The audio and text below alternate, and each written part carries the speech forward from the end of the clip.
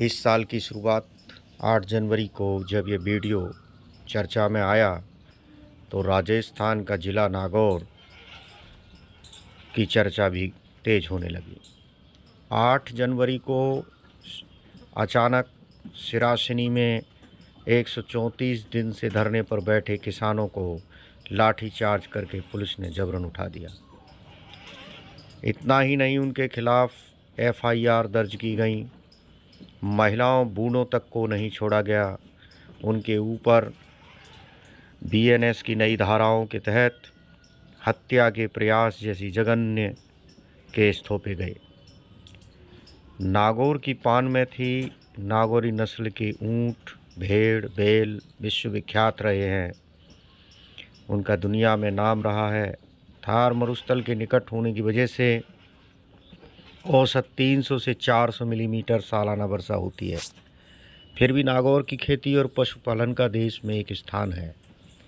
लेकिन पिछले 2 दशक से यहाँ के किसानों के जीवन में अंधेरा और सांसों में जहर घुलता जा रहा है। जिन खेतों में ये किसान जीरा, मेथी, मूंग, बाजरा, मोठ, ज्वार उगाते हैं, उनके नीचे चूने के अथाह भंडार हैं। नागौर के खीवसर, नागौर और डेर तहसीलों में चूने के अथाह भंडार मिले हैं। अकेले खीवसर में 163 मिलियन टन के भंडार हैं। चूना पत्थर सीमेंट निर्माण का सबसे महत्वपूर्ण कच्चा माल है। सीमेंट जो आज निर्माण उद्योग में एक महत्वपूर्ण सामग्री है, उसका इमारतों, सड़कों, पुलों के निर्माण में आधार के रूप में कार्य होता है। भारत चीन के बाद दुनिया का सबसे बड़ा सीमेंट उत्पादक देश है।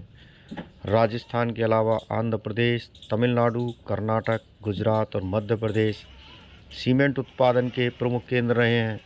खास तौर पर भारत को सबसे बड़ा सीमेंट उत्पादक राज्य माना जाता है। नागौर से पहले चित्तौड़गढ़ सीमेंट उत्पादन का सबसे बड़ा केंद्र था। भारत का सीमेंट शहर निम्बाहेड़ा इसी ज़िले में है।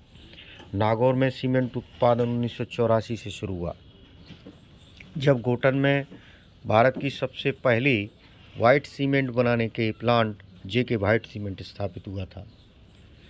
इसके बाद 21 अगस्त 2021 से मुंडवा में अंबुजा सीमेंट ने उत्पादन शुरू किया। यह संयंत्र एशिया का सबसे बड़ा सीमेंट प्लांट माना जाता है। यह संयंत्र सालाना लगभग 50 टन सीमेंट का उत्पादन कर रहा है।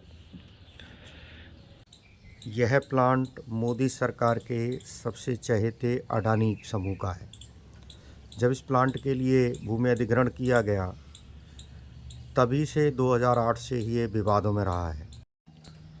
किसानों से मात्र 1,20,000 रुपये प्रति बीघा यानी लगभग 7 लाख रुपये प्रति हेक्टेयर में ज़मीन ली गई। किसान इतनी कम कीमत में ज़मीन देने को तैयार नहीं हुए, तो यह कीमत 3,20,000 रुपये प्रति बीघा कर दी गई। लेकिन कंपनी रोज़गार देने के वायदे से मुकर गई। हालांकि 2016 में कंपनी ने प्रभावित किसानों के परिवारों से उनके योग्यता के प्रमाण पत्र एकत्रित किए थे कि हम रोज़गार देंगे। किसानों में कंपनी के प्रति विरोध बढ़ने लगा और आखिरकार 2021 में विरोध ये और तेज बढ़ गया। उसी समय नागौर के सांसद हनुमान बेनीवाल ने भी कंपनी द्वारा पर्यावरण अनापत्ति प्रमाण पत्र में गलत तथ्यों के इस्तेमाल का मुद्दा भी संसद में उठाया।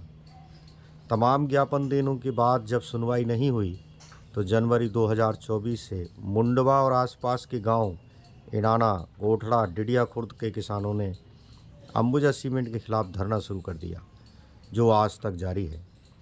अंबुजा सीमेंट के खिलाफ इस धरने के चलते आज लगभग 14 महीने हो गए। इसी के साथ जिंदल समूह की JSW सीमेंट कंपनी ने भी इस क्षेत्र में अपना साम्राज्य बढ़ाना शुरू किया। सिरासनी, डेह, हरिमा, बधाना में अपना सीमेंट प्लांट बना रही है कंपनी। बधाना में लगभग प्लांट बन चुका है। बधाना में जब किसानों के साथ कंपनी ने रोज़गार और अन्य सुविधाएं देने में धोखाधड़ी की, तो आसपास के क्षेत्रों के किसानों में माइनिंग के लिए ज़मीन देने पर विरोध बढ़ गया। कंपनी ने पहले 8 लाख रुपए प्रति बीघा यानी 20 लाख रुपए प्रति हेक्टेयर के रेट से ज़मीनें लेना शुरू किया था। रेट बढ़ाने और रोज़गार की मांग उठी तो कुछ किसानों से 11 लाख रुपए प्रति बीघा के रेट से ज़मीनें खरीदी गईं। इससे ज़मीन बेच चुके किसान ठगा महसूस कर विरोध प्रदर्शन करने लगे। सिरासनी के किसान माइनिंग एरिया के पास एक जोहड़ में धरने पर बैठ गए। 134 दिनों तक यह धरना शांतिपूर्वक चलता रहा। अचानक 8 जनवरी की सुबह भारी पुलिस बल, 5 थानों की पुलिस, RAC बटालियन ने धरना स्थल को घेर लिया। पिछले 8 महीनों से किसानों के विरोध के कारण बंद माइनिंग कार्य कंपनी ने पुलिस के पहरे में शुरू कर दिया। पुलिस ने बेरहमी के साथ किसानों पर लाठियां बरसाईं। सभी को गाड़ियों में भरकर नागौर जिला मुख्यालय ले गए। जबरन फर्जी समझौता लिखवाया गया। 2 महीने में किसानों की मांग पूरी करने का वायदा किया गया, लेकिन आज तक पूरा नहीं हुआ। सिरासनी के किसानों ने लाठियां खाईं।